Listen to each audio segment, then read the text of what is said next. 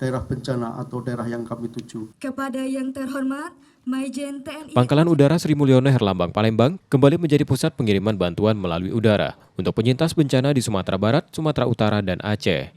Untuk kali kedua pengiriman bantuan berupa beras, makanan siap saji, dan air mineral dengan total 14,5 ton dan diangkat dengan Hercules C-130 dari Skadron Udara 32 Abdurrahman Saleh Malang. Paket bantuan logistik ini selain berasal dari pemerintah daerah dan lembaga di Sumsel, juga dari siswa sejumlah sekolah di Palembang. Sumsel juga berencana selain mengirim logistik, juga akan mengirim personil kesehatan ke lokasi bencana.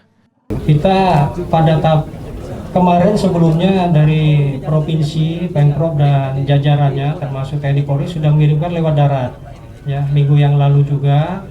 Dan direncanakan tadi sudah sama Pak Sekda sedang mempersiapkan personil tenaga kesehatannya.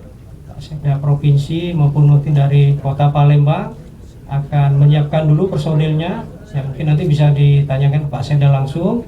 Dan kalau sudah siap, nanti Danlanut akan memfasilitasi ya dengan menyiapkan pesawat ke Palembang sini dan langsung dibawa ke daerah bencana.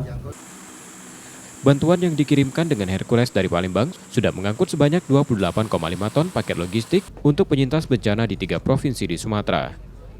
Artinya pemberangkatan kedua ini total sudah 28,5 ton kurang lebih yang kita berangkat dari Palembang ini. Kita mendorong terus, mudah-mudahan pimpinan memberikan kesempatan kepada kita terus untuk bisa berpartisipasi melalui pesawat-pesawat TNI Angkatan Udara untuk mendukung logistik melalui jalur udara untuk Kota Palembang ini.